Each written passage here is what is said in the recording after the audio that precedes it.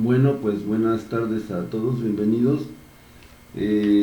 Bueno, este tema es el que correspondía el día martes, ayer, nada más por cuestiones de pues el clima y todo esto, no nos fue posible pues tener la clase presencial, bueno, la clase a través de la videoconferencia. Bueno, estábamos revisando lo que es la entrevista clínica, la historia clínica, en este caso para adultos. Hay que recordar que una función básica de la entrevista es obtener información que sea relevante para hacer un diagnóstico en el caso del adulto. ¿Sí? Ciertamente la entrevista estructural como tal es una entrevista de tipo clínico, se enfoca más a lo que es el funcionamiento psicodinámico y no habría que olvidar pues tampoco esta parte de lo que es el funcionamiento dinámico, pues que se supone se tiene que deducir o inferir a través de esa conversación que tienes con el paciente. Sin embargo, sí se recomienda pues que también aparte de la entrevista estructural o la entrevista psicodinámica, pues se elabore una anamnesis tradicional que justamente es lo que estamos explicando. El término anamnesis justamente significa esta parte de la historia clínica con todos estos apartados que desde la semana pasada se empezaron a revisar. Toca el turno entonces a revisar de ver lo que es el área social. Para el área social, en este caso durante la entrevista clínica, tenemos que determinar a qué clase social pertenece el sujeto, es decir, si es baja, media, alta, etcétera. Sobre todo porque obviamente la pertenencia a cada uno de estos diferentes estatus pues va a marcar diferentes formas de ser, formas de actuar y de pensar, ¿sí? No es tanto por la cuestión de ver si este cuate es rico y me va a poder pagar lo que yo quiera, no es por ahí el asunto. Claro está que tenemos derecho a nuestros honorarios, yo no digo que no, pero no es la primera intención pues esta cuestión de ver la economía o la clase social como que fuera como una forma de ver cuánto le voy a cobrar, ¿no? En ese sentido, también hay que revisar datos generales socioeconómicos sobre su vivienda, la zona a la que pertenece, uso de servicios, material, etc. Este tipo de información, pues de alguna manera no genera mucha incomodidad para expresarlo, para manifestarlo, por lo tanto puede fácilmente ser respondido de forma puntual por el paciente. Hay que revisar, por ejemplo, qué tanto el sujeto se interesa o no por ¿cómo decirlo? Por cuestiones que tienen que ver con el mundo social que nos rodea a nivel nacional, estatal y local. Sobre todo ahorita, bueno, que estamos con esta cuestión con la pandemia, pues es muy importante ver qué tanto el paciente conoce o qué tanto a lo mejor se interesa por estas cuestiones y no lo ve como algo pues ajeno a él, sino al contrario lo ve como un asunto que pues también finalmente le atañe a él y a los demás, ¿no?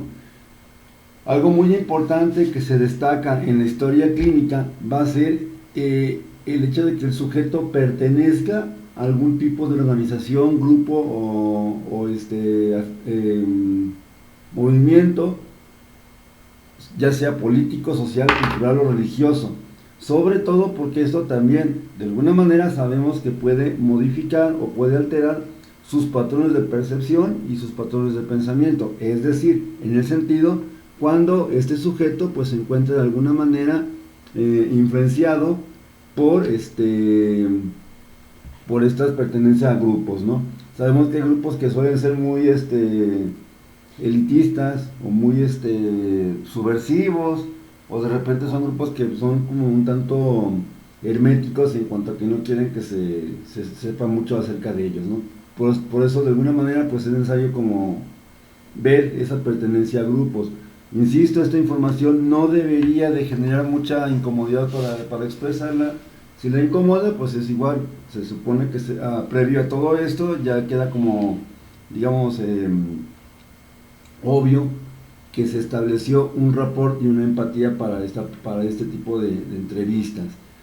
También de alguna manera, pues el hecho de estar militando o estar afiliado a ese tipo de grupos o subgrupos, de alguna manera, en qué forma le ha beneficiado si por ejemplo ya ha tenido experiencias gratificantes o frustrantes, ¿no?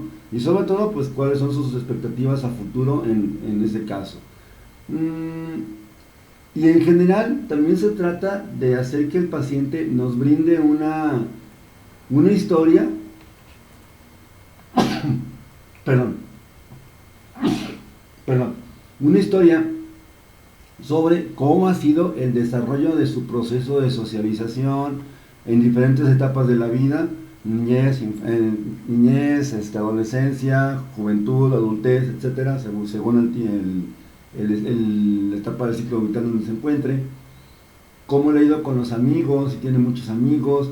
Algo muy importante es cómo maneja el sujeto la autoridad y las normas sociales, cómo las maneja esto, si de alguna manera se adapta o le cuesta fácilmente, si no se adapta, si ha tenido problemas incluso con la ley y por qué, ¿sí? Y también si ha habido consecuencias, no habría que descartar esa parte siempre de que a lo mejor nuestro paciente pues tuvo algún problema con la ley que le implicó a lo mejor incluso una situación de cárcel.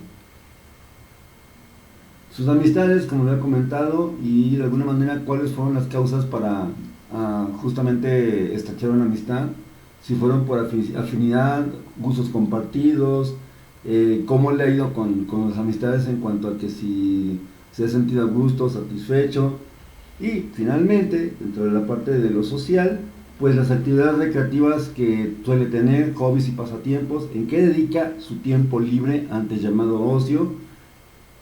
Por ejemplo, si practica algún deporte, alguna afición, ¿por qué le gusta esa afición o por qué le gusta esa actividad que tiene como hobby y con qué frecuencia los practica o los hace, ¿no? Y si no los practica solamente, ¿por qué? Porque también es importante revisar esa parte. También de alguna forma, si estas actividades o recreativas son aisladas o requieren la intervención de otras personas como amistades. Bien, toca el turno a una parte que es esencial dentro de cualquier historia clínica, que es justamente el área afectiva, donde hablamos o donde se habla o donde van a preguntar ustedes acerca del estado de ánimo actual o habitual del sujeto. Si se siente, por ejemplo, a ratos como deprimido, y digo como deprimido porque depresión es un término clínico, se siente como triste, se siente como melancólico, o si por el contrario se siente como que muy exagerado, muy activado, muy así como ansioso, muy desesperado, ¿no? Que eso pudiera caer en la manía, ¿sí? Entonces hay que ver esas situaciones. Si de repente es una persona que es muy violenta, muy irritable, ¿sí? Si de repente también, si estas situaciones de estar a lo mejor melancólico o estar como acelerado, como agitado o excitado, de alguna manera es permanente, son cíclicos, o si hay fluctuaciones y qué provocan esas fluctuaciones. Una fluctuación justamente es un cambio, ¿no? De repente, no, bueno, ¿sabe qué? Pues fíjese que yo generalmente me siento pues muy bien, no me siento ni tampoco así como melancólico, triste, pero tampoco me siento así como que, ay, muy así, muy irritable, muy acelerado, vaya. Me siento bien, pero sí de repente cuando me pongo a ver ciertas cosas, o cuando me entero de ciertas cosas, o cuando pasan estas cosas, de repente pues sí tienen como desajustarme, ¿no? Esas son justamente lo que es la parte del área afectiva, sobre todo porque esto va a ser vital para descartar patologías como por ejemplo trastornos depresivos, trastornos bipolares 1 y 2, ¿sí? Que puede ser del lado de la depresión o por el lado de la manía o hipomanía, ¿sí? También de alguna manera pues qué necesidades afectivas tiene y sobre todo quién justamente se encarga a lo mejor de satisfacerlo o quién se encarga por ejemplo a lo mejor de alguna manera ver que esa parte el paciente la tenga como cubierta, ¿sí? También otro punto importante que habría que revisar con calma son los impulsos agresivos, que todo mundo lo tenemos, todos de alguna manera somos agresivos, obviamente no todos somos violentos, y cuando hablamos de impulsos agresivos nos referimos justamente a la agresión, pero también a la violencia, que son las conductas que ya rayan en la hostilidad franca, ¿sí? ¿Cómo se expresa, por ejemplo, la ira? ¿Cómo se expresa? ¿Qué pasa? ¿Qué es lo peor que ha hecho cuando ha estado iracundo, cuando ha estado, pues ahora sí como enojado? ¿Qué es lo peor que ha hecho? Otra cuestión que también tiene que ver con los impulsos agresivos. ¿Qué situaciones, por ejemplo, pueden tanto detonar un episodio de ira como a lo mejor controlarlo? Y justamente qué cosas es lo que hace que el sujeto, cuando está iracundo, cuando está así, pues digamos, completamente cegado por su coraje, de alguna manera se pueda frenar, se pueda contener y ser capaz también de no pasar de la agresión, no pasar pues justamente a la violencia, ¿sí?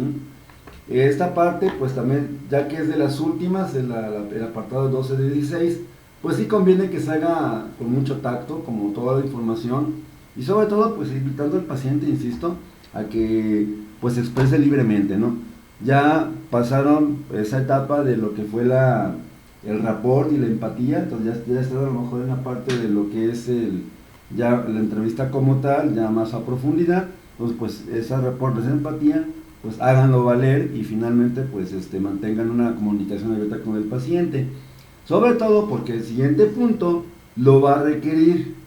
Aquí sí quisiera dar como una recomendación muy específica.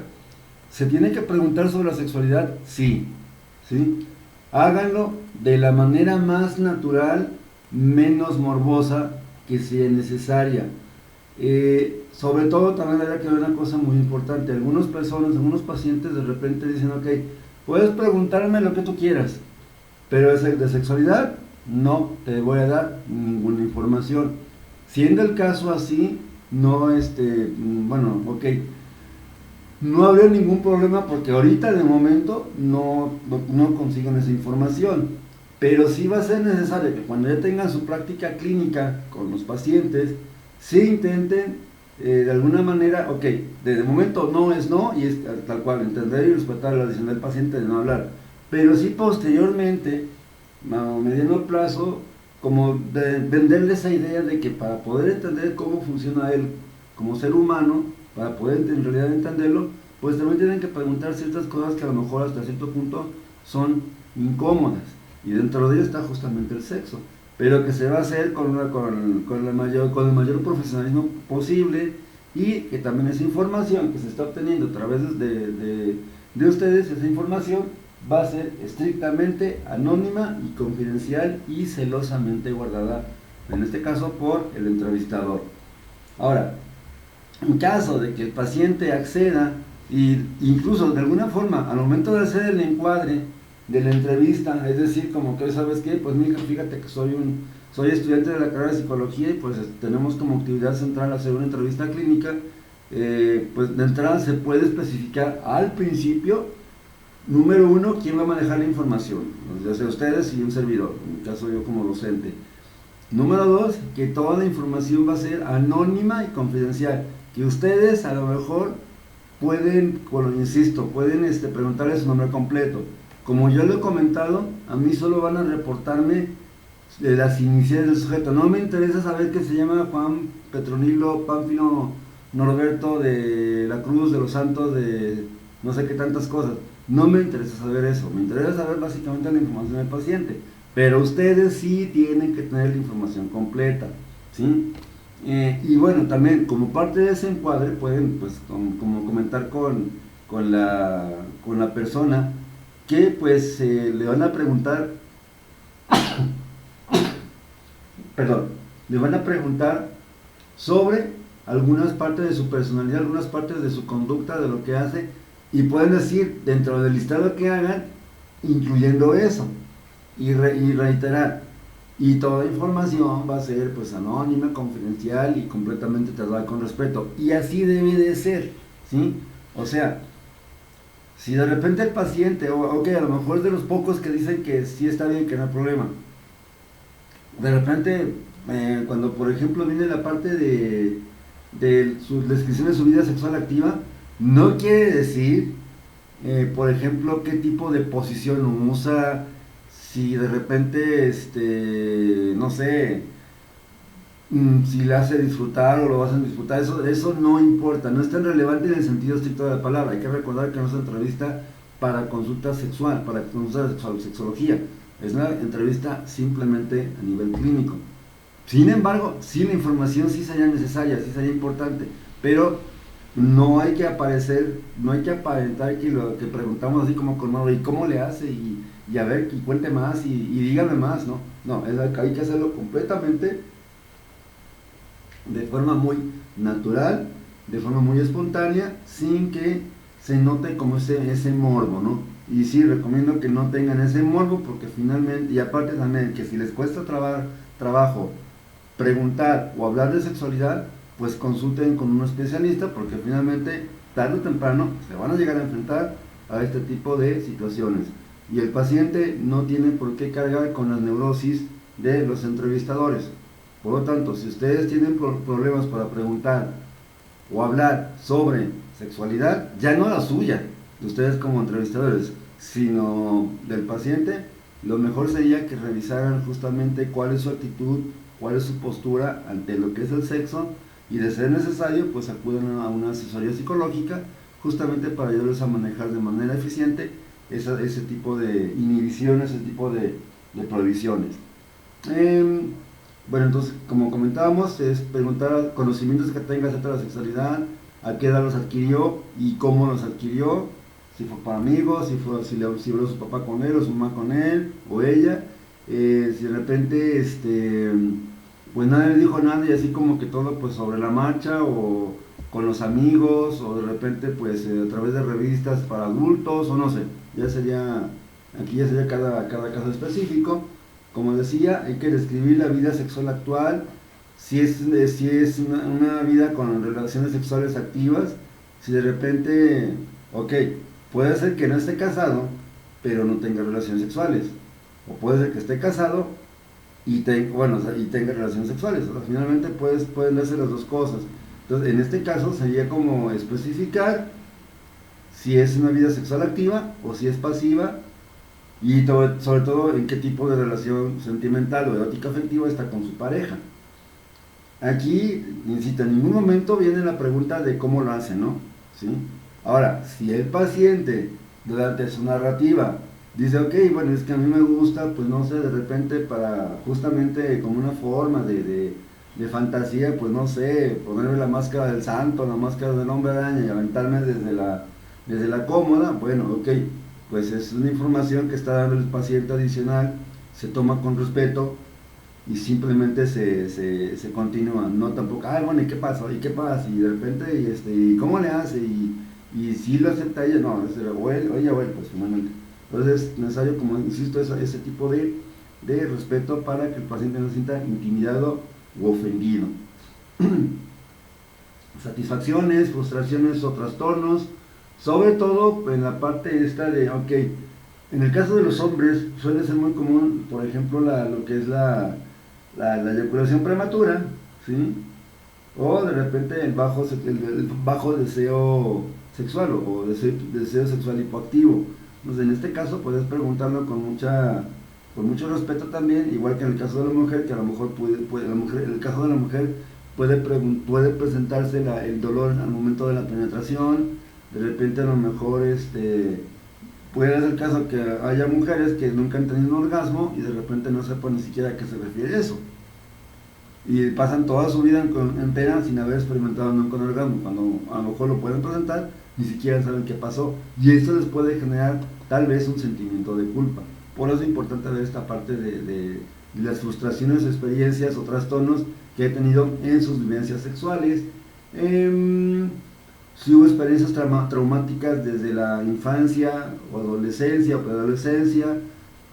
Aquí obviamente es preguntar también, como generalmente suele asociarse un signo negativo a experiencias sexuales tempranas, pues habría como preguntar con mucho tacto, con mucho respeto, sin tampoco pretender así como revictimizar a la persona, ¿sí? Si de ella sale decir en ese momento, ok, adelante, seguir con las preguntas adecuadas. Aquí a este punto yo considero que ya se imaginarán que estas preguntas de estas áreas no son preguntas cerradas, son preguntas abiertas. Esto que estamos diciendo es justamente solamente un guión para pues orientarse en el caso de la elaboración de la entrevista. Hay que realizar fantasías, ¿sí? También de alguna manera pues una opinión personal, que esta ya es un poquito más abierta, ya no es tan ansiosa, tan generadora de ansiedad. ¿Qué opinas sobre la sexualidad? Y temas como por ejemplo la homosexualidad, el amor libre, relaciones fuera del matrimonio, relaciones antes del matrimonio, prostitución, pornografía, tráfico de menores, pornografía infantil, etcétera, ¿no? Aquí ya sería como, ya según cada entrevistado, pues valorar ese tipo de información. Después seguiríamos, casi para finalizar esta sección, metas y expectativas personales. Ahí es muy sencillo, tal cual como está escrito en la información, en el guión. Metas a corto, mediano y largo plazo. ¿Qué tipo de metas son? Económicas, familiares, afectivas, intelectuales, de viaje, etcétera. Planes en específico para llevarlas a cabo y actividades que en la actualidad está haciendo para alcanzar esas metas. Así de sencillo. Después sigue el autoconcepto, es pedir que se describa a sí mismo, tanto con aspectos positivos o negativos, que el mismo solito sea quien se describa. Y por último, bueno, aquí la información viene como recuerdos tempranos significativos. Se trata de describir los recuerdos de la infancia temprana, adolescencia y vida adulta. Como yo manejo esta área, la 16, con mis pacientes es de la siguiente manera. Yo les pido que desde el principio de la sesión, o sea, desde el principio de la primera entrevista, que vayan haciendo una autobiografía, desde que se acuerden hasta el día de hoy. Y ya, algunos me traen la información al tercer o cuarto día, algunos me traen una hojita, otros me traen muchas hojitas, eso va a depender de cada quien. Obviamente la intención de esta es que la lean después para de alguna manera consignar información y ver justamente a lo mejor esas áreas que tiene conflictivas el paciente, que a lo mejor de manera consciente no se verbalizan, pero sí es capaz de escribirlas a través de una historia, ¿sí? Pues hasta aquí sería lo que es el formato de entrevista clínica o historia clínica o anamnesis. Como se darán cuenta, es un formato que son 5 hojas. Por lo tanto, la intención sería que este tipo de entrevistas pues se haga de manera completa, no en una sesión. En una sesión nadie, ni con toda la experiencia del mundo, va a alcanzar a desglosar toda esta información porque es muy compleja. Simple y llanamente van a ser sesiones, a lo mejor hasta 3 o 4 sesiones según el avance que se tenga con el paciente, y así hay que, ¿cómo decirlo? Así hay que manifestárselo a él, que a lo mejor le vamos a robar 1 hora de su tiempo durante 4 semanas para completar la entrevista, ¿sí? Y esto es el principio. ¿Por qué? Porque parte de la tarea que van a realizar para este tipo de entrevista va a ser justamente traer por escrito una historia clínica para adultos siguiendo este formato. En un video posterior voy a hablar un poco acerca de cómo redactar o cómo hacerle para redactar de manera eficiente todo ese cúmulo de información. Ok, aunque no ha habido la oportunidad de manifestarlo tal cual, algunas ocasiones se pueden auxiliar de tecnología, como por ejemplo la grabación del audio. De repente a lo mejor lo que es grabar una sesión en vivo, por ejemplo usando justamente esta aplicación de Meet, donde el paciente puede hablar y todo lo que diga se va a almacenar, o sea, se va a estar grabando sus participaciones, sus preguntas de ustedes, y se pueden rescatar. Bueno, cuando se termina la sesión, se cierra la sesión, y esa grabación va directamente a YouTube, y a través de a YouTube en cuanto a tu canal personal, que todo el mundo tenemos por default, y después esa información la puedes descargar ya en la computadora. porque ciertamente intentar grabar con un teléfono se van a acabar tanto la batería como la memoria por el tipo de tiempo que dura, ¿no? Por la duración del tiempo que están empleando para esto. Entonces, insisto, pueden emplear una aplicación como una videoconferencia para justamente no les genere tanto peso o tanta incomodidad por el teléfono, ¿no?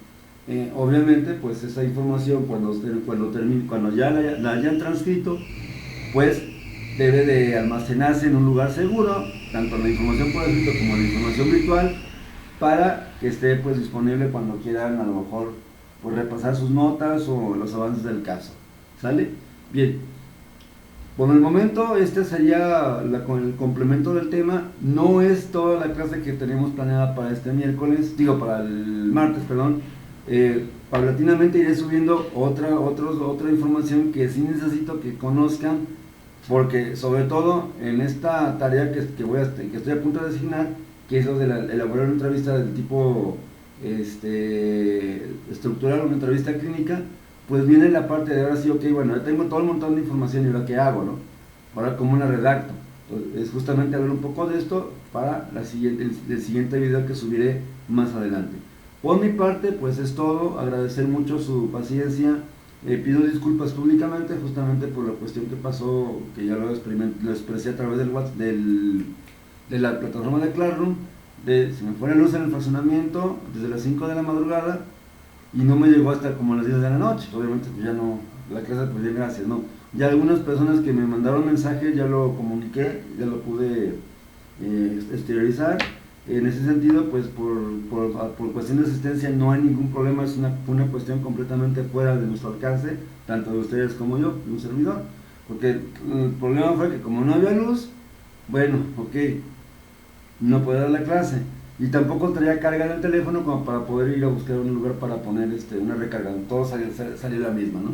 Bueno, entonces no me queda más que agradecer y, ¿cómo decirlo?, puesto ya en común esta situación, no me queda más que agradecer y pues desearle que pasen una feliz tarde y nos vemos próximamente en otro video más. Gracias.